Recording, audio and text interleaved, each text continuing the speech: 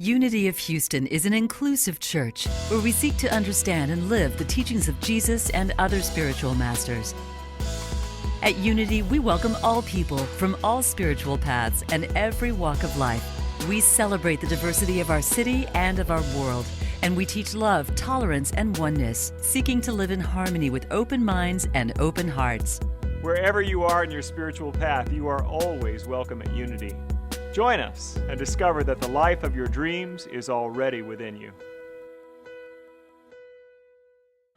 There was a church in England, an old established church, but it had really sort of fallen on hard times. The congregation had dwindled. The beautiful historic old building was in bad need of repairs, and it was a tough time. And then to top off the losses, Gertie, the organist for the last 50 years, had died. The minister or the vicar, the priest, whatever we call him, I like vicar, it's a fun word. The vicar put out an ad kind of half-heartedly in the local paper looking for a new organist.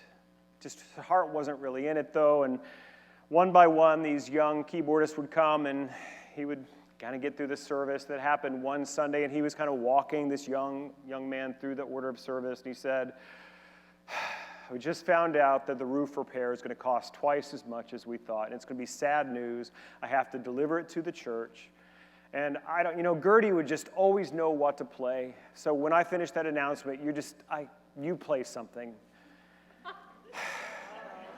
And so the service was just like that, just kind of lackluster, no energy, and you could feel that the vicar was just dreading something. He gets up there and he has to announce to his small congregation that the £4,000 that they had raised to fix the roof was another £4,000 was needed. And he was just so sad. And he said, "But I need everyone who can give £100. Please stand." Well, the young organist didn't really know the order of service. He thought that was his cue. So he was kind of flustered. And the only thing he could think to play was "God Save the Queen." Everyone stood in the congregation. And he got the job instantly. So I keep thinking, David, we ought to be able to use that somehow. We'll think about what that is, though. Today, it's part 2 of our 4-part series that we're doing this month for December. It's called The Light Has Come. And today I've chosen for the title, A Season of Light. And I want to begin by looking at that word season. That when you are in one of those places where things have fallen to pieces, where it's hard and it's difficult, the egoic mind does an interesting thing. It tells us, well, this is your life. It's going to be like this forever. And it's never true. Everything comes to pass, not to stay. And that there is always a next. And so if we can begin to look at those times of darkness as a season, it helps us move through it. And that is really the message that all of the spiritual traditions have been, particularly those in the northern hemisphere, where the days get shorter and shorter and shorter as we move to the winter solstice. And you imagine, too, in the time before electric light, that it was difficult you couldn't work as much. Well, that doesn't sound so bad, does it? So, but as the days grew, particularly in the further north you go, some friends of ours from the community this morning, they were telling me they're going to go to England for a couple of weeks. They're leaving today, and I was like, well, get ready. It gets dark at 3 o'clock in the afternoon this time of year. I've been there. That's the further north you go, the longer the nights, the shorter the days. And the ancient peoples of all traditions, they developed ways of reminding each other that it's a season, that the light will return. And so, predating Christianity, the earth-based religions, what we would call paganism, they understood this. And so there would be elements of fire. We would gather around the Yule log to be reminded that the light was returning. When all the trees appeared to be dead and gone, they would find an evergreen branch and bring it into the home to remind each other that life has not died. It's not gone away. And you can look at the tradition of Hanukkah in Judaism, of Diwali in Hinduism, all of these traditions where we bring light in the darkest time of the year to remind ourselves that all is not lost. that there is a next brighter chapter. I thank Ken for the quote from Viktor Frankl. That actually is one of my favorite verses from the Psalms, that it says, I called out from a narrow place to the Lord, to Elohim, and you answered from a wide space. What that means is that when we're in one of those times of falling apart, of those times of nothing works the way it used to, of sadness, of heartbreak, of loss, of frustration, that we call from that place to the divine reality, and God answers from this wide, illuminated sense of possibility that calls us forward. And so we gather in the darkest nights of the years around the light to remind us all that the story is not over. And some of you are going through one of those dark, narrow places right now. I know you are. And Kenneth, you serve as a beautiful inspiration to all of us to remember that the book is not finished yet. It's just a chapter. If you can keep the smallest sliver of your awareness open to hope. A Course in Miracles describes a miracle as a shift in perception from fear to love. You see, the light is already here. Possibility already exists. The infinite potentiality of the divine is already in your life, around your life, in this world, just everywhere. But when we're locked in the mindset of fear, despair, hopelessness, we can't access it. And so we light a candle to remind ourselves that all is not lost. There is a greater yet to be. There is tomorrow beyond this today that hurts. There is something coming for you. And here's the great piece of our metaphysical teaching too, that if you align your thought with that thought of potentiality and power, it's magnified. That your thought is creative. That you have this ability to lock into the thought of God and co-create a reality that is so far beyond what you thought was possible. And that thing that you were trying to hold on to keep it together, it would never have gotten you here. Never. Holy fall aparts are to be celebrated. I've had a few. You've heard my stories. And every time one of those happens, it makes me available. I'm not stuck in these same old ruts of patterns of behavior and thinking. God can move me in new places with new possibilities. We use light as a symbol. And you'll hear a lot in Unity, we talk about it a lot, that it's a symbol of spiritual truth or spiritual power. It's a symbol of the transformational energies of God.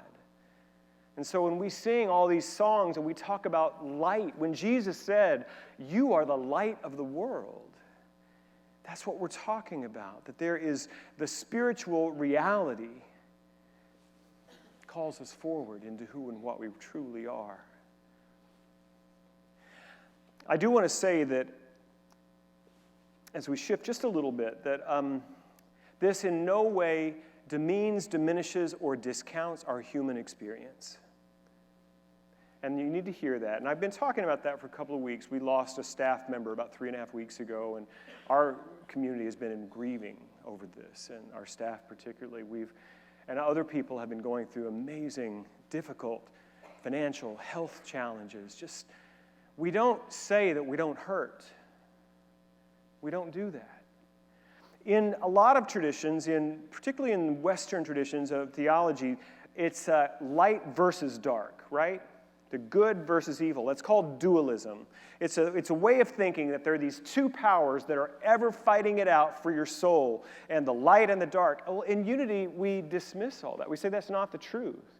That there actually is only one power. It's the power of God, the love of God. That's all that exists, and it's so vast and so powerful that can hold it all.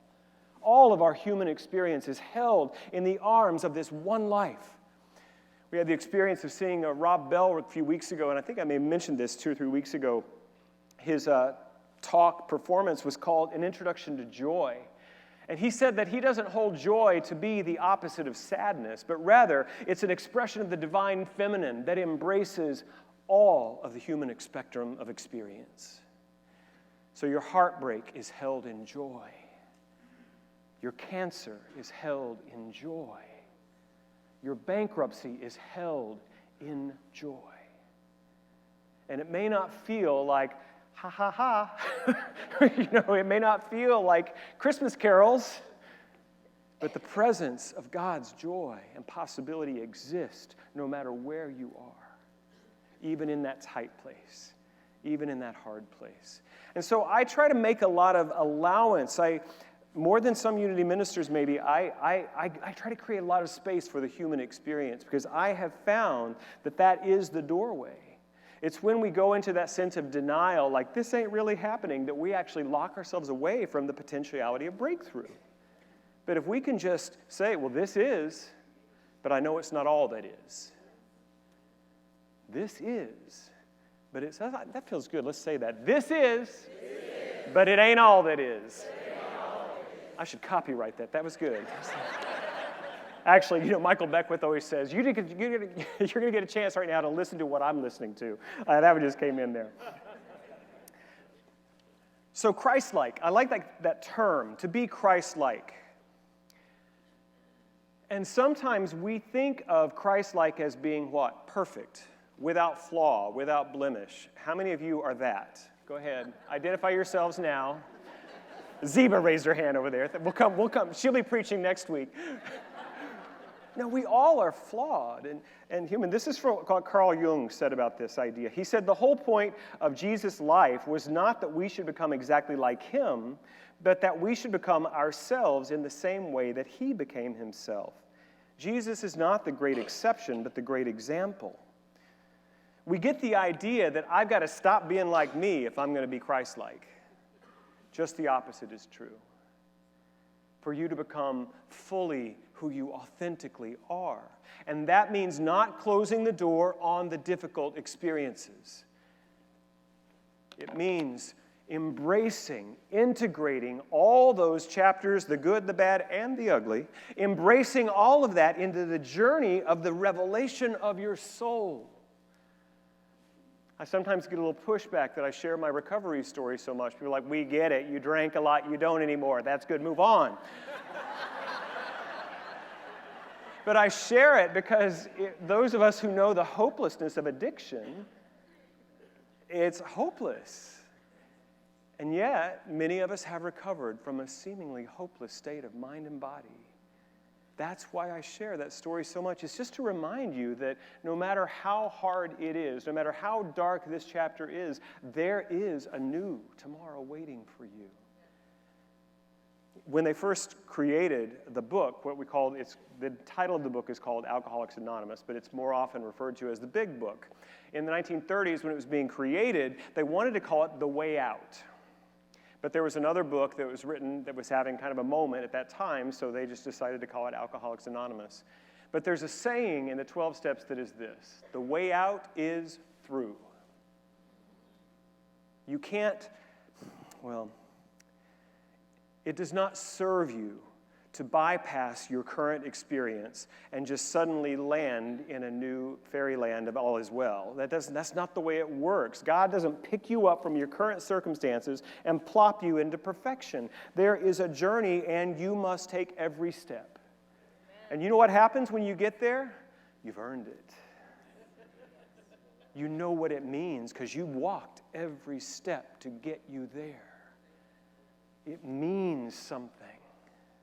So we integrate the human and the divine. Ernest Holmes said that humanity is divinity revealed.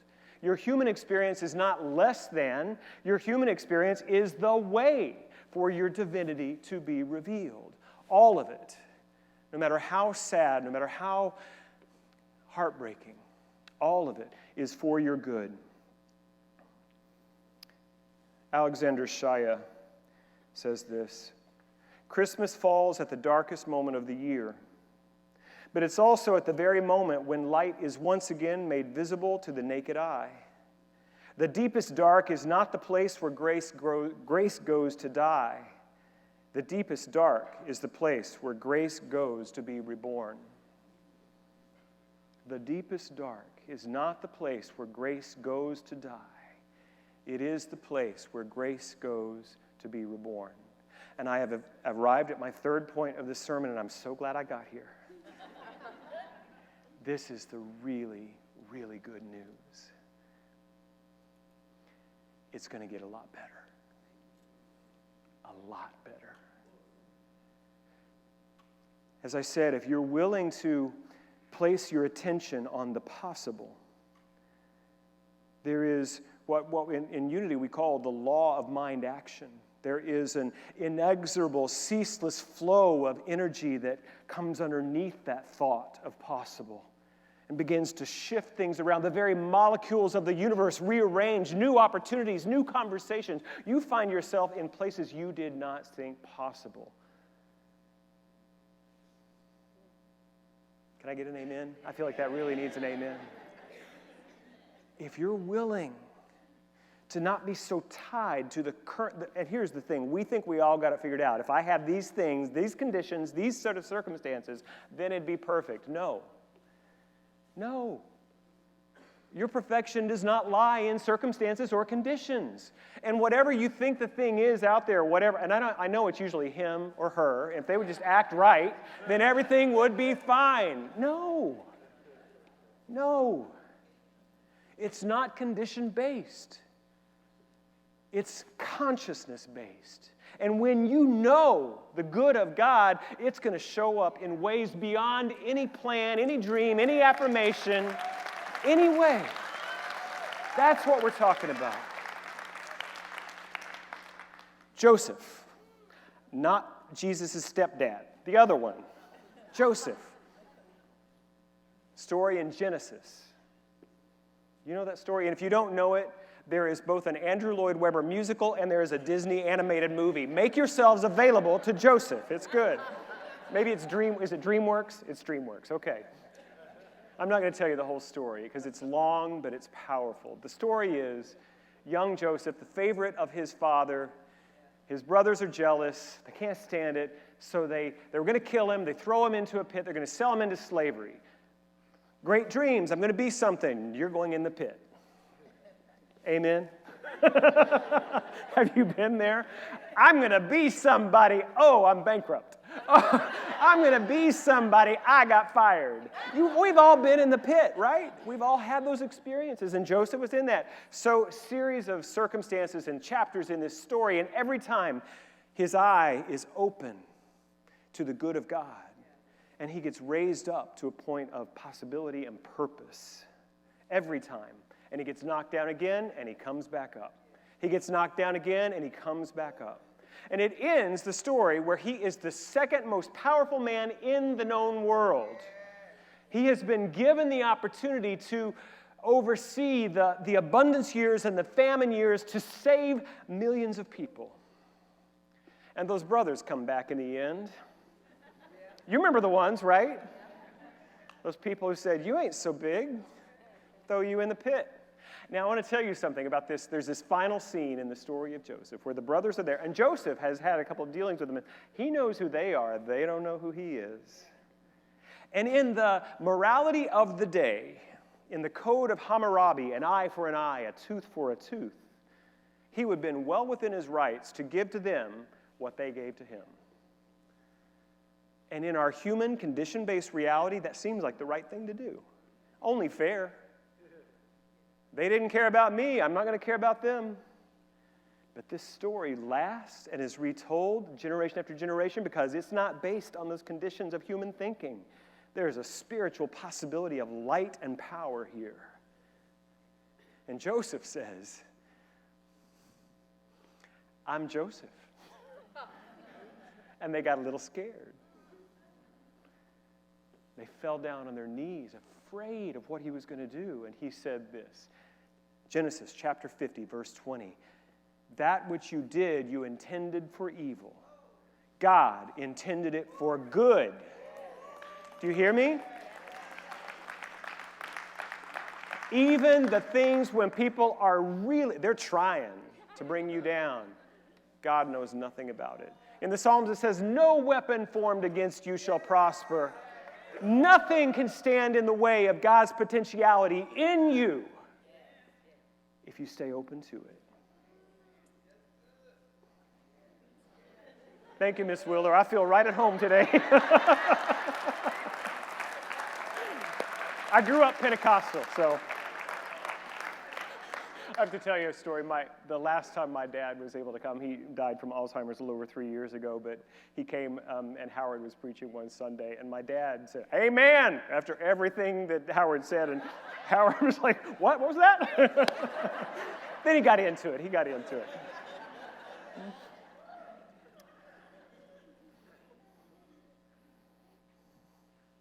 I want to close with a sports story. I know that's very surprising to you, but something happened on November 27th, about a week and a half ago, the night before Thanksgiving.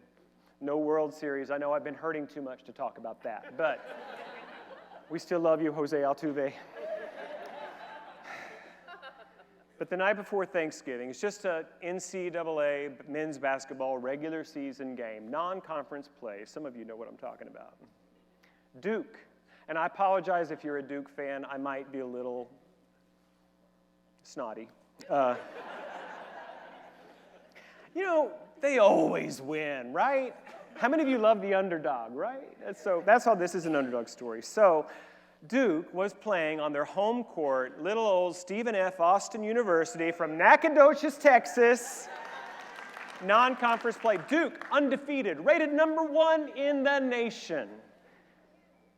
28-point favorite to win this game. They had not lost a home non-conference game in 150 games. Can you guess where this story is going? So great. Overtime. The fact that they got to overtime, the fact that they were within 20 points at the end of regulation is something. Tied at the end of regulation in overtime. Looked like Duke was going to win it, had the final shot. SFA gets the rebound. They get it to this guy named Nathan Bale. A little older, 24 years old. I thought he would probably dribble down, shoot from the free throw line or something. He's determined. Goes straight to the basket, shoots a layup. 1/10 of a second left. Stephen F. Austin wins the game. And that in itself would be a story of light overcoming darkness. Sorry, Duke. But I mean, that would be a story. That would be a story right there, but that's just the beginning of Nathan's story. Because let me tell you what happened. Nathan Bale is from the Bahamas. Do y'all remember Hurricane Dorian this year? His family, his dad's a pastor. The church and the family home were gutted by the hurricane. Nathan didn't know if he should stay home in the Bahamas and help his family rebuild or if he should go back to school in Nacogdoches. And his dad said, "No, you go. You have a gift." But he was torn. When he got to school this fall, his basketball buddies and the team, the coaches, they found out about what was going on, and they got together with the university administrators, and they decided to create a GoFundMe for Nathan Bale's family. Last Wednesday, at the start of the Duke game, they had raised $2,000. It's $150,000 this morning. Because at the end of that game, when they interviewed Nathan Bale, this 24-year-old student from a mediocre team, a school most people have never heard of, we know about it, Stephen F. Austin here, he talked about his family and his dad and the church, and the story got out. You see, it looked like that was a hopeless chapter. It wasn't going anywhere. This dark thing happened. The hurricane destroyed the church and the home, and yet God found a way. That's pretty miraculous. I love stories like that. I am a story like that. And you are a story like that. And all we have to do is stay open to the possible. Stay open to the possible. Stop trying to figure it out. John Moore has reminded me of that over and over again. I was like, we'll figure it out. He's like, or we could let it be revealed. Oh.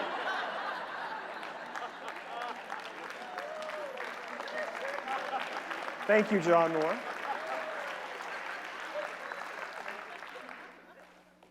Don't worry about it. If nobody has told you they love you today, I love you. If nobody believes in the potential of your story today, I believe in you. Keep coming back to this place. It's a great, I love you. Thank you. Thank you for watching this message today. I'd like to invite you to join us in person here on campus at Unity of Houston for Sunday morning or Wednesday evening services. If you can't be with us here on our campus, you can still join us live on Facebook or on our website, unityhouston.org, Sunday mornings at 11 a.m. Central.